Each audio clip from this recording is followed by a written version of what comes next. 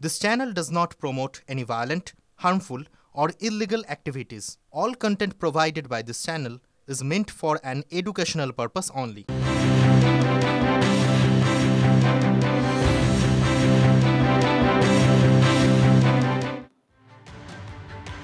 নমস্কার, দেখছেন TV9 বাংলা। আপনাদের সঙ্গে রয়েছি আমি তন্নিষ্ঠা। শুরু করছি সন্ধ্যের super prime time break free bulletin.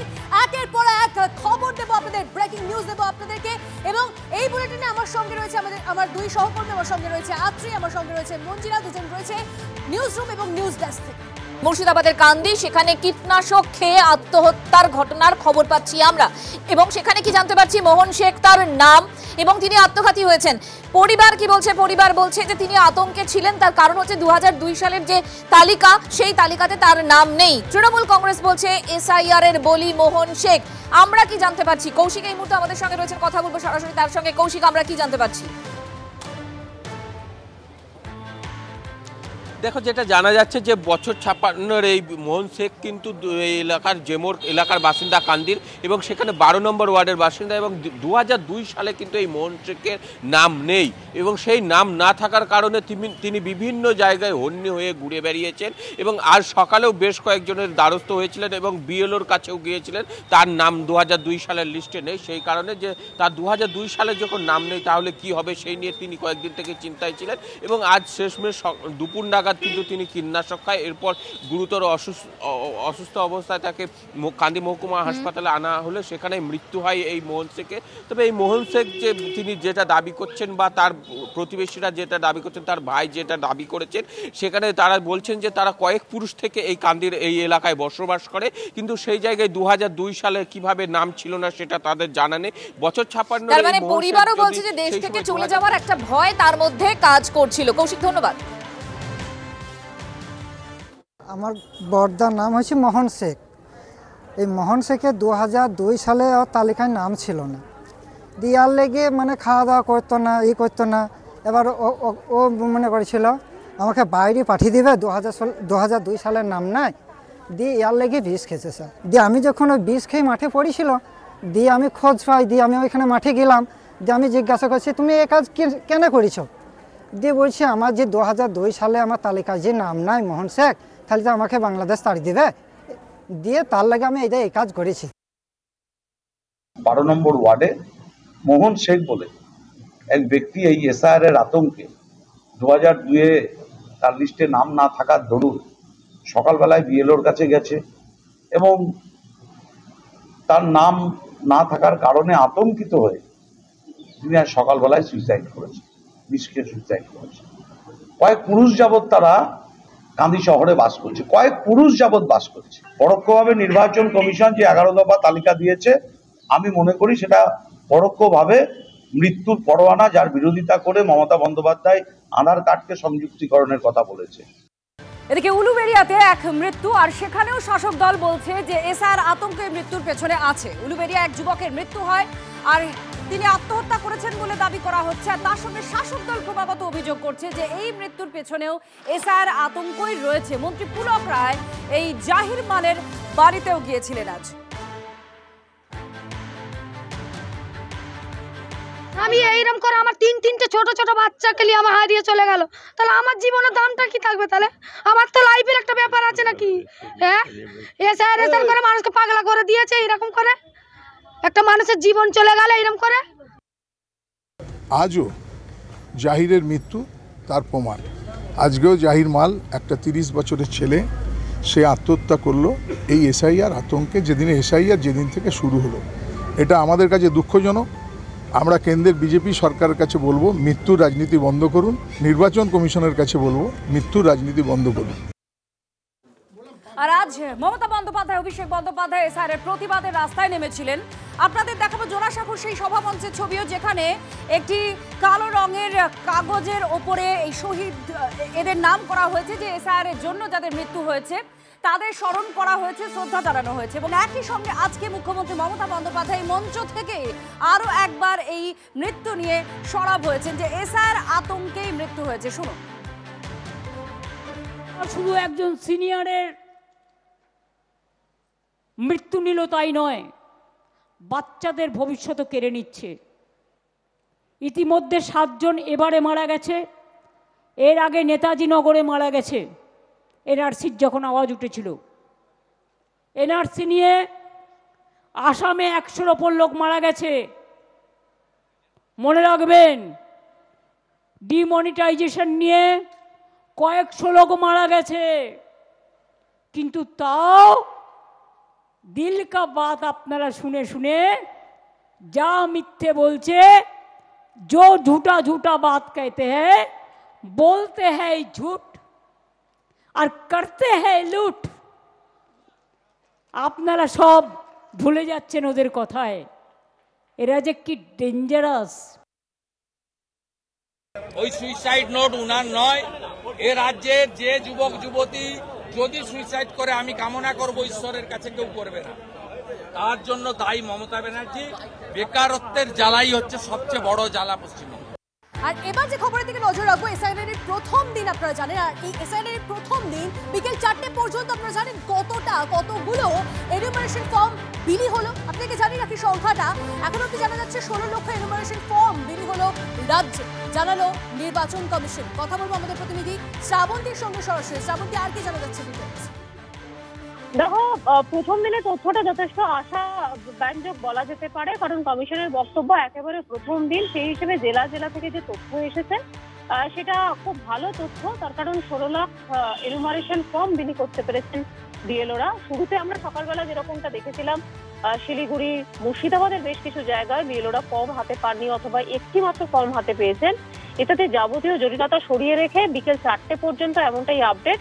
রাত্রি 12টা পর্যন্ত আজকের এই আপডেট বিষয়টি চলবে এবং সেখানে আরো কয়েক লাখ ফর্ম বিলি হয়ে গেছে। এই খবরটা এসে পৌঁছবে বলেই আশা করছেন তারা।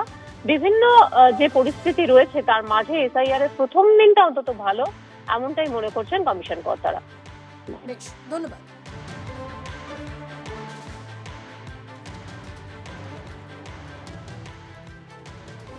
আর এসআইআর নিয়ে শুরু থেকে চড়া সুর বেঁধে দিয়েছিলেন তৃণমূল নেত্রী মমতা বন্দ্যোপাধ্যায়। আজকে যখন পথে নেমে প্রতিবাদ করছেন তখন সুর একেবারে ঊর্ধ্ব জায়গায় নিয়ে গেলেন। কি বলছেন তিনি? যদি নাম বাদ যায় দিল্লির সরকার ভেঙে দেব, দিল্লির সরকার ফেলে দেব, এই হুঙ্কার দিয়েছেন মমতা বন্দ্যোপাধ্যায় এবং একই সঙ্গে সুর চড়িয়ে হুঙ্কার দিয়েছেন নাম না করে মুখ্য নির্বাচন কমিশনারকে তিনি কটাক্ষ করেছেন কুর্সিবাবু বলে। মোদি বাবুকে আর অমিত শাহকে সন্তুষ্ট করবার জন্য কুর্সি বাবু যিনি ইতিহাস তৈরি করতে যাচ্ছেন, আপনার ইতিহাস পাতিহাস হবে। बिहार प्रथमे समझने नहीं पाया, जब समझा तो उसको नाम काट के बात दिया था, निकाल दिया था, लेकिन हम लोग पहले से पकड़ा और इसको हम देखेंगे भी। अगर एक भी आदमी का लोग नाम बात गया तो बीजेपी का गवर्नमेंट तोड़ के छोड़ेंगे। দেখুন, ইলেকশন কমিশনের কাজ হচ্ছে এসআইআর করানো। এসআইআর করানোর সেই অঙ্গীকার ইলেকশন কমিশন নিয়েছে। ইলেকশন কমিশন স্পষ্ট করে বলেছে কোনো ভারতীয়র নাম বাদ যাবে না, যারা ভারতীয় নয় তাদের নাম বাদ যাবে। মমতা বন্দ্যোপাধ্যায়ের কাছে আমরা এই প্রশ্নটাই করতে চাই, কোনো বাংলাদেশি নাগরিক, মুসলমান অনুপ্রবেশকারী বাংলাদেশ থেকে যিনি এসেছেন, বা এই যে কিছুদিন আগে ব্যারাকপুরে ধরা পড়লো পাকিস্তানের নাগরিক, তাদের ভোটাধিকার বাঁচাতে মমতা বন্দ্যোপাধ্যায়ের এত উদ্গ্রীব কেন? মমতা বন্দ্যোপাধ্যায় কি এমন পান এদের কাছ থেকে? কি দেয় এরা আপনাকে, যার জন্য এদের ভোট বাঁচাতে আপনি এত ব্যস্ত হয়ে পড়েছেন? নির্বাচন কমিশন এসআইআর করছে, এসআইআর এ অংশগ্রহণ করা রাজনৈতিক দলের কাজ। আপনি হয় এসআইআর এ অংশগ্রহণ করবেন, না হয় করবেন না। এত দাপাদাপির কি আছে? শুধুমাত্র মমতা বন্দ্যোপাধ্যায় না, সুর চড়িয়েছেন অভিষেক বন্দ্যোপাধ্যায়ও। অভিষেক বন্দ্যোপাধ্যায় আজ বলছেন যে দিল্লিতে যাবেন তিনিও, এবং তৃণমূল কংগ্রেস নিজেদের শক্তি দেখাবে, কোনোভাবেই মেরুদণ্ড বিক্রি করবে না দিল্লির কাছে, অভিষেক বন্দ্যোপাধ্যায়ের বক্তব্য। দুদিনের ব্যবধানে তৃণমূল যদি এই মিছিল করতে পারে, তাহলে আগামী 2 মাসের মধ্যে দিল্লিতে কি করতে পারে সেটা বিজেপির বন্ধুদের আমরা একবার ভেবে দেখতে বলবো। আগামী দিনে যদি মানুষের অধিকারে আমাদের প্রাণ দিতে রাস্তায় নামতে হয়, বিজেপির বিরুদ্ধে বঙ্গবাসী ইতস্তত বোধ করবে না। আমরা তৈরি আছি, আমাদের যদি মাথা নিচু করতে হয় আমরা 10 কোটি বঙ্গবাসীর কাছে করব, কিন্তু দিল্লির কাছে বশ্যতা স্বীকার করব না, আত্মসমর্পণ করব না, তাদের কাছে মেরুদণ্ড বিক্রি করব না। 2002-এর খসড়া তালিকায় নাম রয়েছে, তাকে বাংলাদেশি বলে ডিপোর্ট করে বাংলাদেশে পাঠিয়ে দেওয়া হয়েছে। এর জবাব বাংলা দেবেই। এবং নেত্রীকে আমি শ্রদ্ধা জানিয়ে তার অনুমতি চেয়ে আমি আপনাদের বলছি, এই যে 7 জন প্রাণ দিয়েছে সবাই যোগ্য ছিল, ভোটার তালিকা থেকে সবার নাম বাদ গেছে। আগামী দিন তৃণমূল কংগ্রেস দিল্লি যাবে এবং এসআইআর এর প্রতিবাদে বাংলার ক্ষমতা কি সারা ভারতবর্ষকে দেখাবে। আমি আপনাদের কথা দিচ্ছি, আপনারা হাত তুলে বলুন সবাই দিল্লি যাওয়ার জন্য প্রস্তুত। সবাই হাত তুলে বলুন আমার মতুয়া ভাইয়েরা দিল্লি যাবেন, যাবেন সবাই দিল্লি যাওয়ার জন্য প্রস্তুত। হাত তুলুন। বাংলার ক্ষমতা কি আমরা দেখাবো, বাংলার ক্ষমতা কি আমরা দেখাবো। দিল্লি যাওয়ার জন্য প্রস্তুত, বিজেপিকে জবাব দেওয়ার জন্য প্রস্তুত, জনগর্জন কাকে বলে ভারতীয় জনতা পার্টিকে শিক্ষা দেওয়ার জন্য প্রস্তুত। আমাদের কাছে যারা কাগজ চাইছে তাদের বাবা ঠাকুরদার কাগজ নিয়ে এসে আগে বাংলার মানুষকে দেখাও, তারপর কাগজ চাওয়ার কথা বলো।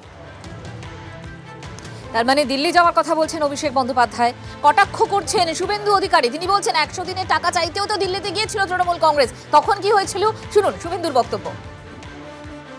এর আগে দিল্লি গেছিল শান্তনু সেন, সুজিত বসুরা জুতো ফেলে ছুটেছিল। দিল্লি পুলিশের লাঠির সাইজ 6 ফুট। এবারে খালি পায়ে দিল্লি যাওয়ার আবেদন করে।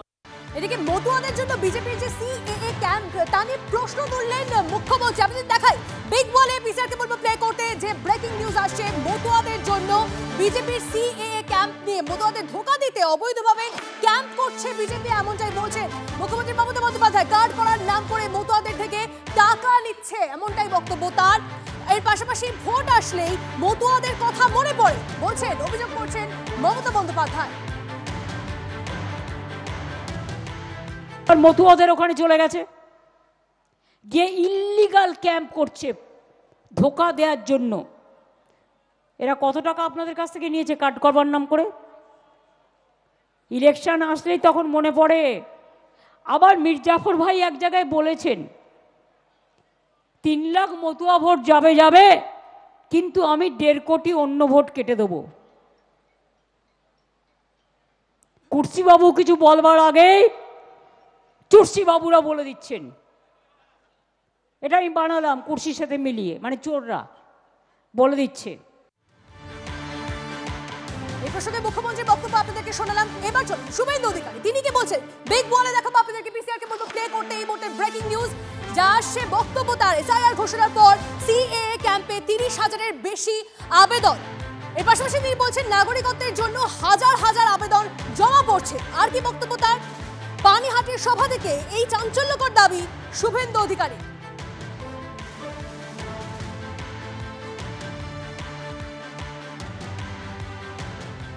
যারা হিন্দু, শিখ, খ্রিস্টান, জৈন, বুদ্ধিস্ট, পার্সি, এরা একদম ফুল প্রোটেক্টেড। এর জন্য বড় গ্যারান্টারের নাম নরেন্দ্র দামোদর দাস মোদী। আপনি সিএএ তে অ্যাপ্লাই করুন, বাকিটা ভারতীয় জনতা পার্টি ভারত সরকার বুঝে নেবে। একদম চিন্তা করবেন না। ইতিমধ্যে হাজারে 30,000-এরও বেশি গত কয়েকদিনে সিএএ তে আপিল করেছেন। আমরা তাদের সাথে আছি। বক্তব্য শোনালাম আপনাদেরকে। শুভেন্দু অধিকারী বলছেন এসআইআর ঘোষণার পর সিএএ ক্যাম্পে 30,000-এর বেশি নাগরিকত্বের আবেদন জমা পড়েছে। বাংলাদেশ থেকে আসা অমুসলিমরা সম্পূর্ণ সুরক্ষিত, গ্যারান্টারের নাম নরেন্দ্র মোদী।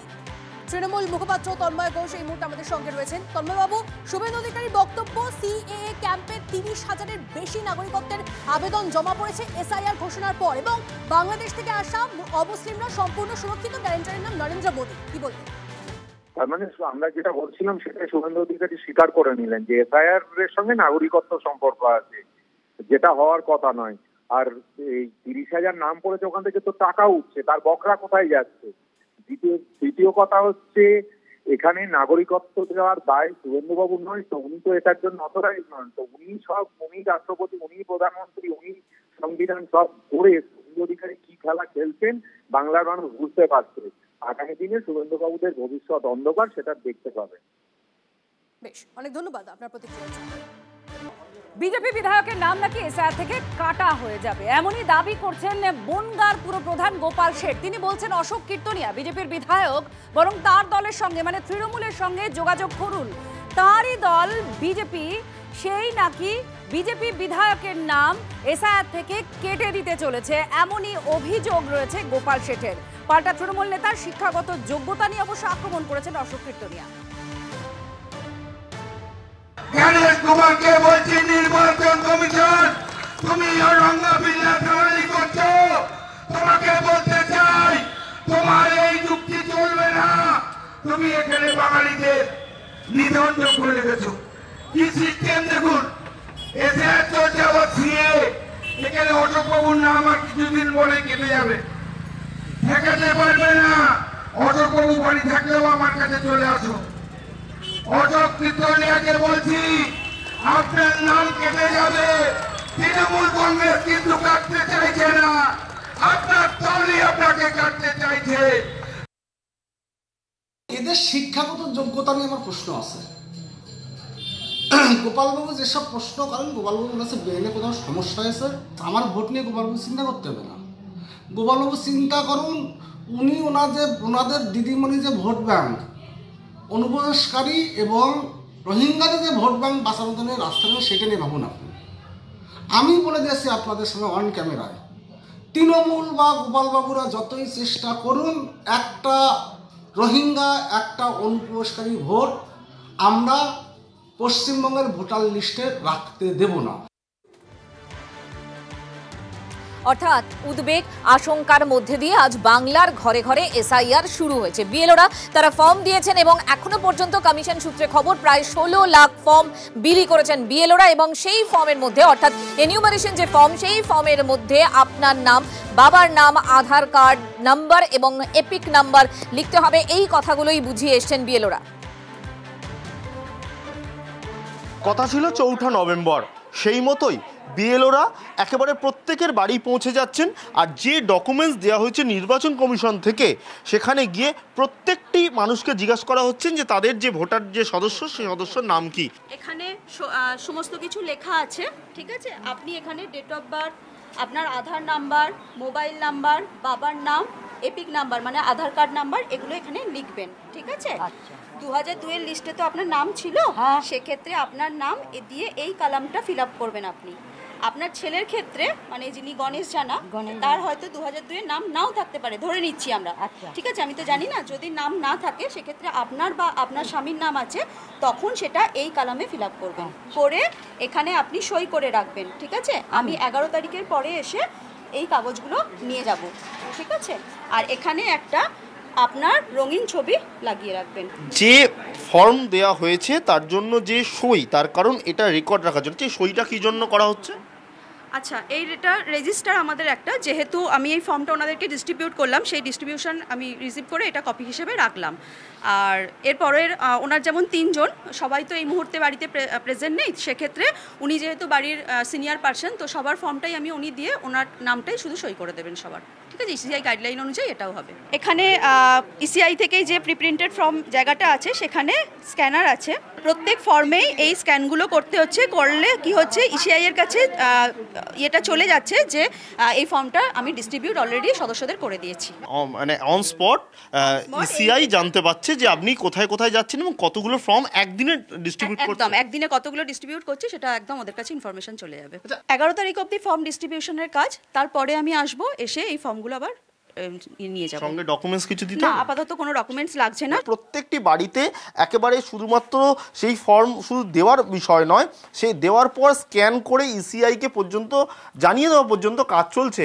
সব মিলে কিন্তু দেখা যাচ্ছে যে প্রত্যেকটা ভোটার তারা আসছেন, তাদের যা যা প্রশ্ন যেমন করছেন, পাশাপাশি সেই যে ফর্ম সেগুলো সংগ্রহ করছেন। ক্যামেরায় দীপঙ্কর জানার সঙ্গে সুশোভন ভট্টাচার্য, TV9 বাংলা, কলকাতা। এদিকে ভোটার তালিকায় কারচুপি করতে এবার ভুয়ো বার্থ সার্টিফিকেটের অভিযোগ তুললেন শুভেন্দু অধিকারী। তৃণমূলের বিরুদ্ধে এই অভিযোগ সামনে এনে তিনি কমিশনের দ্বারস্থ।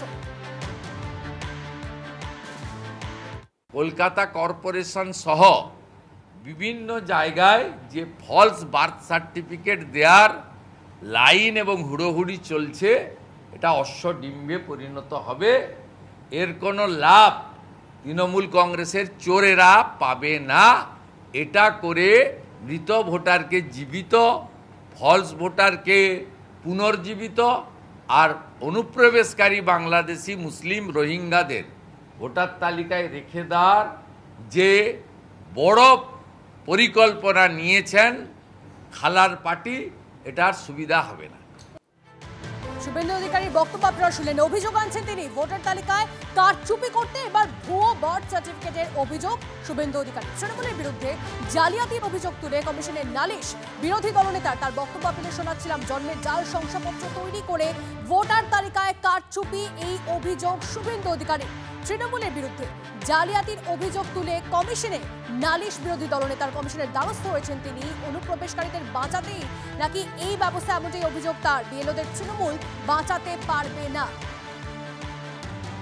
তৃণমূল মুখপাত্র অরূপ চক্রবর্তী এই মুহূর্তে আমাদের সঙ্গে রয়েছেন। অরূপ বাবু, শুভেন্দু অধিকারী তিনি অভিযোগ করছেন ভোটার তালিকায় কারচুপি করতে ভুয়ো বার্থ সার্টিফিকেট করা হচ্ছে। তৃণমূলের বিরুদ্ধে জালিয়াতির অভিযোগ করছেন তিনি।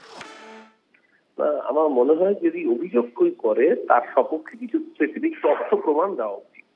হাওয়ায় ভাসিয়ে দেওয়া অভিযোগ না করে বরঞ্চ আমার তো মনে হচ্ছে শুভেন্দুর পলিটিক্যাল বার্থ সার্টিফিকেটে গন্ডগোল আছে। ও অ্যাকচুয়ালি 2020 সালের 19শে ডিসেম্বর অমিত শাহের পাশ হয়ে বিজেপিতে জয়েন করেছিল। মানে বিজেপিতে বার্থ সার্টিফিকেট ওর নাকি দেখা গিয়েছিল 2020 সালের 19শে ডিসেম্বর, কিন্তু নিজের মুখে আবার বলেছে 2014 থেকে নাকি যোগাযোগ রাখতো। তো বিজেপিতে ওর বার্থ সার্টিফিকেটটা কবে, 2020 না 2014? আগে ওইটা ঠিক করুক, তারপরে বাকি লোকের বার্থ সার্টিফিকেট চাইবে। আর দেশের মানুষ সবাইকে লাইনে রাস্তায় দাঁড় করিয়ে দিয়েছে, মানুষ আত্মহত্যা করছে আতঙ্কে। আর এত বড় বেঈমান বাংলার মাটির সাথে, যে বাংলার মানুষকে প্রতিটা কথায় অপমান, অশ্রদ্ধা, অবহেলা করে বাংলার মানুষকে রাস্তায় নামাচ্ছে। এর বিরুদ্ধে, শুভেন্দুর বিরুদ্ধে বাংলার মানুষ ঐক্যবদ্ধ। 2026 অনেক অনেক ধন্যবাদ আপনার এই প্রতিক্রিয়ার জন্য।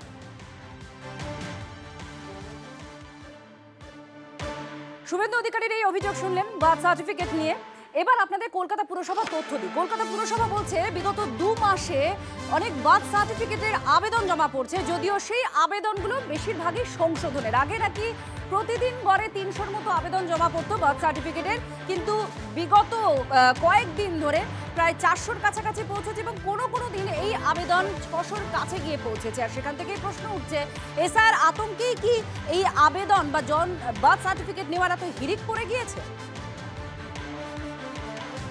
এসআইআর আতঙ্ক গ্রাস করেছে সাধারণ মানুষকে, যে কারণে কলকাতা পুরসভার স্বাস্থ্য বিভাগের অন্তর্গত বার্থ সার্টিফিকেট সেকশনে নিত্যদিন আবেদন পড়ার জমার সংখ্যা ক্রমশ বেড়েই চলেছে। কলকাতা পুরসভার স্বাস্থ্য বিভাগ সূত্রে খবর, এসআইআর ঘোষণা হওয়ার আগে দৈনিক 250 থেকে 300টি আবেদনপত্র জমাপত্র অফলাইন অথবা অনলাইনে, কিন্তু এখন সেখানে প্রায় 450-500, আবার কোনোদিন 600 ছাড়িয়ে যাচ্ছে। শুধু কলকাতা পুরসভার সদর দপ্তর নয়, কলকাতা পুরসভার যে বড় অফিসগুলো রয়েছে সেখানেও দৈনিক বার্থ সার্টিফিকেট তৈরি করার আবেদনের সংখ্যা প্রায় 8 থেকে 9 গুণ বেড়ে গিয়েছে। পুরসভা সূত্রে খবর, কোনো কোনো ক্ষেত্রে বার্থ সার্টিফিকেটে নতুন তৈরি করার পাশাপাশি নাম বদল করা অথবা জন্মসাল ভুল এসছে সেটা সংশোধন করারও একাধিক আবেদনপত্র জমা পড়ছে। কিন্তু নিঃসন্দেহে এটা বলা চলে, এসআইআর হওয়ায় রীতিমতো উদ্বেগে রয়েছে সাধারণ মানুষ। আর যাদের নথি এখনও পর্যন্ত ঠিক নেই তারাই বার্থ সার্টিফিকেটের ঘরে লাইন দিচ্ছে অথবা অনলাইনে আবেদন করতে বাধ্য হচ্ছে। ক্যামেরায় মাখন পাত্রের সঙ্গে সায়ন্ত ভট্টাচার্য, টিভি9 বাংলা, কলকাতা। এসআইআর শুরু হয়ে গিয়েছে, কিন্তু তার মধ্যে কোচবিহারের মেখলিগঞ্জে ভোটার লিস্ট থেকে গায়েব হয়ে গিয়েছেন কয়েকজন। কোচবিহারের মেখলিগঞ্জে গা ঢাকা যারা দিয়েছেন বলে বলা হচ্ছে, এরা কারা? স্থানীয় মানুষজন তারা বলছেন যে বাংলাদেশি অনুপ্রবেশকারীরা প্রভাবশালীদের দিয়ে ভোটার কার্ড বানিয়ে ভোট দেন। আমাদের বুথে যা আগে 2002 যা ভোটার ছিল এখনকার তুলনায় 2002 যে ছিল অনেক বেশি। তো সেটা একদিক থেকে শুধু চরের যা পার্টটা আছে পার্ট তো না, পার্ট একটাই। ওদিকে যা আগে ভোটার সংখ্যা ছিল এখনকার তুলনায় ওদিকে প্রায় 4 গুণ বেশি। এদিকেও বাড়িয়েছে, ওদিকেও বাড়িয়েছে।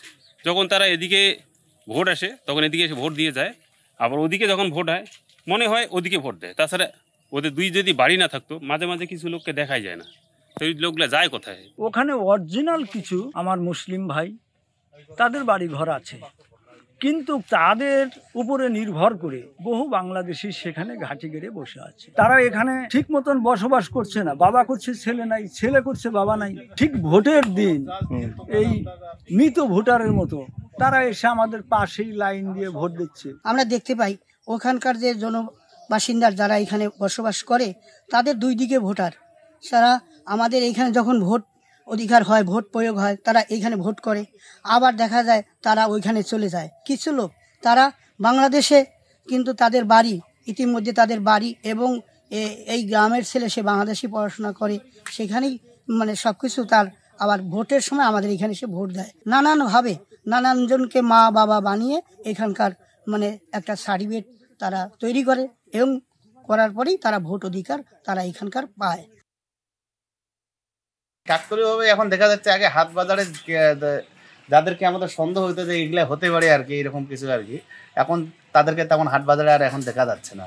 অনেকেই নিখোঁজ হয়ে আছে, অনেকেই হয়তো আরো নিখোঁজ হবে। আমাদের কাছে প্রচুর পরিমাণে এরকম মাঝে সাথে খবর আসে যে ওখানে এইরকম অনেক আছে যে যারা দু দেশেই ভোট দেয়, দু দেশেই ভোটার কার্ড আছে, ঠিক আছে। তো এটার একটা তদন্ত হওয়া খুব দরকার আর কি, এবং আইনি ব্যবস্থা এদের বিরুদ্ধে নেওয়াটা খুব দরকার আর কি। এই মুহূর্তে আরো একটা খবর আসছে, বিনা বৃষ্টিতেও মেট্রো টানেলে জল। হ্যাঁ, ঠিকই শুনছেন, পার্ক স্ট্রিট, চাঁদনি চক সেন্ট্রালের পর এবার ময়দানের দিকে নজর রাখতেই হচ্ছে, কারণ সেখানে জল জমে রয়েছে বলে এমনটাই খবর জানা যাচ্ছে। সায়ন্ত আমাদের প্রতিনিধি আমাদের সঙ্গে রয়েছে। সায়ন্ত, ঠিক কি জন্য এই জল জমে? দেখো, যেটা কলকাতা মেট্রো সূত্রে খবর যে আজকে ময়দান মেট্রো স্টেশনে লাইনের পাশ থেকে যে নিকাশি পাইপলাইন গিয়েছে মেট্রো স্টেশনের নিজস্ব, সেটি কোনোভাবে ফেটে যায় এবং সেই জল বেরিয়েছে মেট্রো লাইনের এবং মেট্রো প্ল্যাটফর্ম যে রয়েছে ময়দান স্টেশনের সেখানে দাঁড়িয়ে পড়ে। এর জেরে প্রায় 2 ঘন্টার কাছাকাছি মেট্রো পরিষেবা সম্পূর্ণভাবে বিঘ্নিত হয়। বিক্ষিপ্তভাবে মেট্রো পরিষেবা চলাচল করেছে। ময়দান স্টেশনে প্রায় ইঞ্জিনিয়ার এবং আধিকারিকরা পৌঁছয়, তারা সেই জল বের করতে সক্ষম হয়, কিন্তু এই বারবার করে জল ঢুকে পড়া নিয়ে রীতিমতো বিব্রত মেট্রো আধিকারিকরা। কেন এই জল জমা কিন্তু নতুন নয়, আগেও 3-4টি মেট্রো স্টেশন ঢুকেছে। এদিন এই জল ঢুকে পড়ায় যাত্রীরা দুর্ভোগে চরমে ওঠে।